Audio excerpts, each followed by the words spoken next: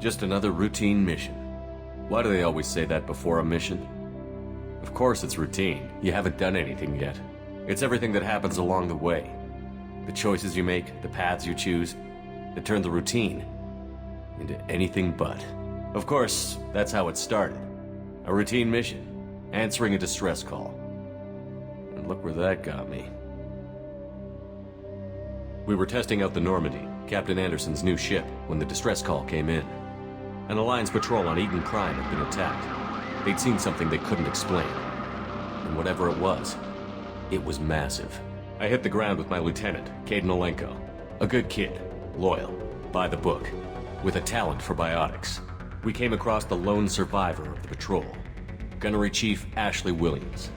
A soldier to the core. Tough, disciplined, ready to take on whatever came her way.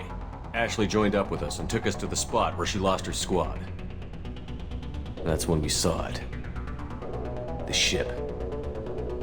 Like nothing I'd ever seen. It was massive, scorching the colony and everything around it as it blasted away. We followed the path of destruction to an artifact, a beacon left by a long-dead race called the Protheans. The colony had dug it up, and whoever attacked them had tried to take it. Chief Williams made the mistake of getting too close. It hit her with some type of energy. I grabbed her and threw her out of the way. That's when it hit me. Hard. Every muscle in my body went rigid. I couldn't move, could barely breathe. Everything went black. And then I saw something. A vision. Dream. Nightmare. By the time I woke up, we were halfway to the Citadel on our way to meet the Council. I was expected to explain what I'd seen. Anderson came along. So did Adina, our political representative on the Citadel. With those two heavyweights, it seemed reasonable we could persuade the Council that the ship we'd seen was a potential threat, as was the individual behind the attacks. The main suspect for the Eden Prime massacre was a Turian Spectre named Saren. He'd been seen by one of the survivors from the colony at Eden Prime, and there was some evidence to suggest that the ship was connected to Saren. But even Adina's pointed accusations weren't enough to convince the Council. They just couldn't believe one of their chosen elite Spectres could be guilty of something like that. They needed proof, which meant I needed proof. Fortunately, I wasn't alone in my search. Garrus, another Turian, wanted to help. A top agent for Citadel Security. Despite orders from his superiors that he shouldn't get involved, he told me he was suspicious of Saren, and he had some useful leads. More importantly, he was willing to share them. That led me to Rex, the biggest, nastiest looking Krogan bounty hunter I'd ever seen. He turned out to be more than just a brute. It was his intel that led to a fugitive with incriminating evidence on Saren. The fugitive turned out to be an energetic little Quarian named Tali. A tech expert with a knack for hacking, she'd procured some information on Saren. Evidence that proved Saren was dirty. Tali's evidence proved that Saren was responsible for the massacre on Eden Prime, and that the immense warship we'd spotted was in fact Saren's flagship. But it went much further. Saren was trying to find a way to bring back a race of sentient machines from dark space. Machines allegedly responsible for cleansing the galaxy of all organic life. These Reapers were blamed for wiping out all life 50,000 years ago, including the Protheans, then disappearing back through the mass relays to dark space, leaving no trace they'd ever been. That explained why Saren was after the beacon, and it made some sense out of my visions. But not much else. We couldn't convince the Council that the Reapers were a threat, but they agreed Saren had to be stopped. They stripped him of his Spectre status and gave me the honor of becoming the first human Spectre. My first task? Bring down Saren. Anderson decided to stay behind, giving up his ship, the Normandy. He told me I would need it more than he would. He also pointed me in a direction. Liara, a Prothean expert, adept in biotics, and maybe most importantly, daughter of Benezia, Saren's top lieutenant. And like most Asari, as beautiful as she is intelligent, and born with a unique ability to meld with other species. Liara was able to help me decipher some of the vision the beacon had given me. Nothing concrete, but it gave me some clues. And a new appreciation for the Asari. Her technique for accessing my vision was unexpected, but not at all unpleasant. Ashley was a little concerned about the connection I shared with Liara. As commander, I knew either relationship had the potential to interfere with the mission.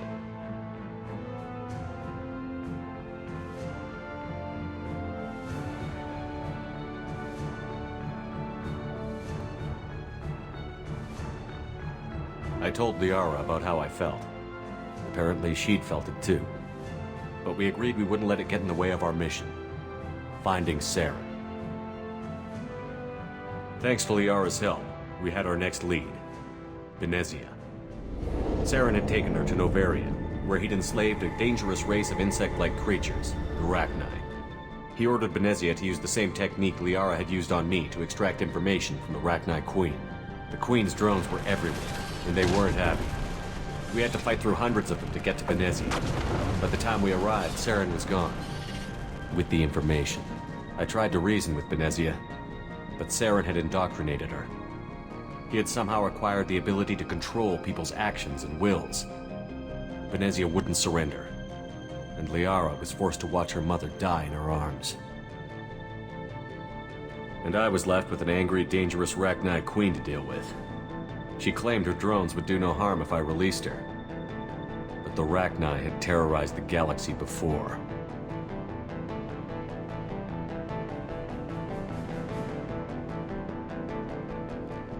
I couldn't take the chance. I had a mission to do, and an army of angry Rachni would be one more problem I didn't have time to deal with.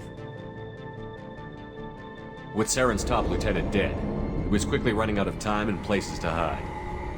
I tracked him down at his base on Vermeer, but we soon learned it was more than a base of operations. It was a breeding ground. Saren was breeding an army of Krogan. He'd found a cure for the genophage, a disease inflicted on the Krogan to prevent them from breeding and taking over the galaxy. But the Krogan Saren was breeding were slaves, mindless beasts that obeyed Saren's will. I had to destroy the base, and all its research. Rex disagreed. Violently. Rex wanted the genophage cure for his people. I tried to convince him to help me destroy it, that these Krogan weren't real. But he wouldn't back down.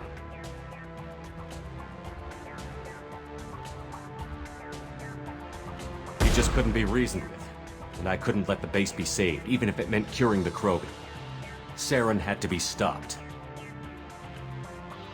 When we finally got to the center of the base, I realized just how close Saren was to completing his plan. He was already in communication with the Reapers.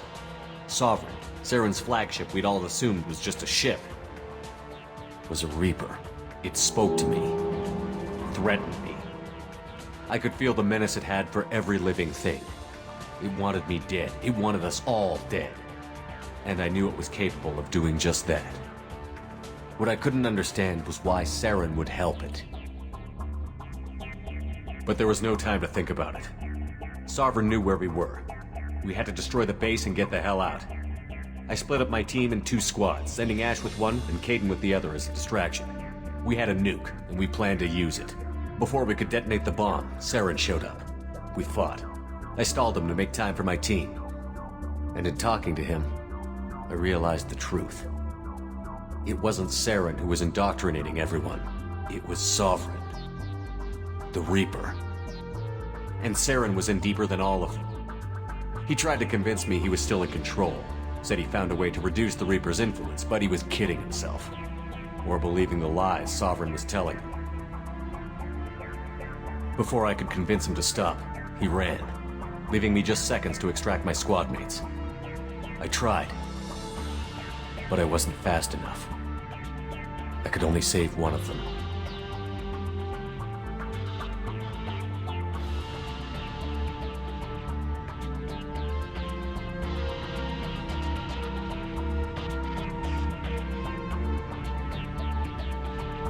Ash was a good friend, and a great soldier. But I had to choose, and I chose Caden. That was the last time Saren would slip away from me. I knew then, the next time we met, one of us would die.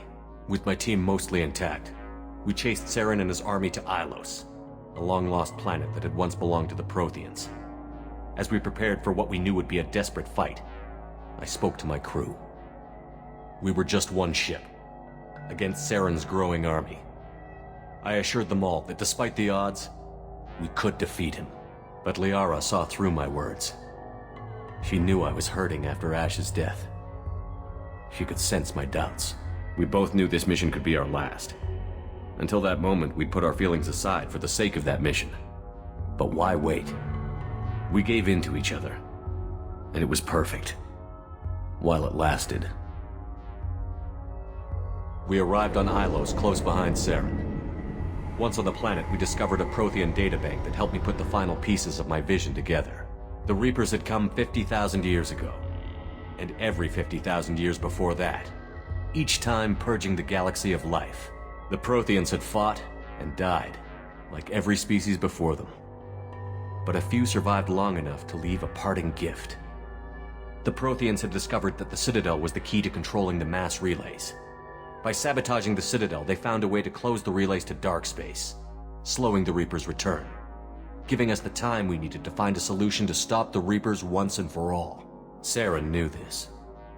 He was leading his army to take control of the Citadel and re-establish the relays to dark space, bringing the waiting Reapers here to destroy us all. We followed him to the Citadel. It was intact, but heavily damaged. He had caught the Council fleets by surprise, and they were only now regrouping. And with Sovereign as his flagship, there was little hope the fleets could counterattack with enough strength to take back the Citadel. But Saren was done running, and I was done chasing him. As the Alliance and Citadel fleets battled Saren's army outside, I cornered the Turian bastard in the Citadel tower and confronted him. He died believing that the Reapers would save him.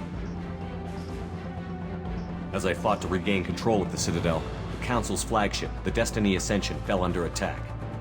Despite Saren's death, Sovereign and Saren's army continued to fight. The Council was aboard the Destiny Ascension, and they were requesting assistance. But I knew in order to help them, I would have to put our human Alliance fleet in jeopardy.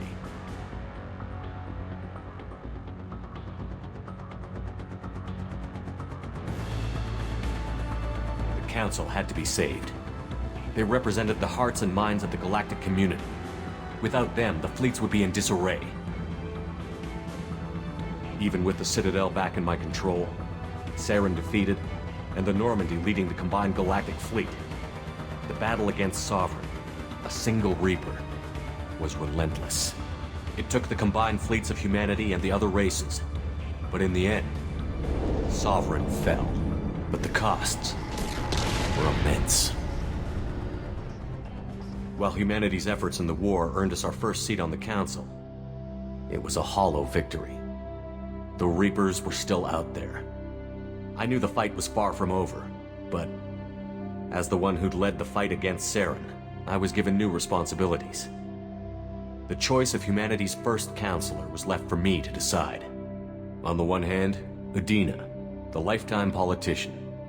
Ruthless and ambitious, he would easily navigate the political landmines that would soon be put in front of him. The other choice, Captain Anderson, the career soldier. Tough but fair, but a friend, and someone I could trust. Both great leaders in their own right.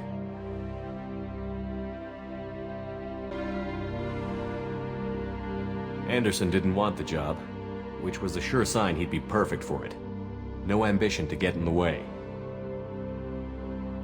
The war was over. The threat had passed. In time, the Council would rebuild itself. The Citadel could be repaired. Even the pain of lost friends would fade. But none of that mattered if the Reapers were still out there.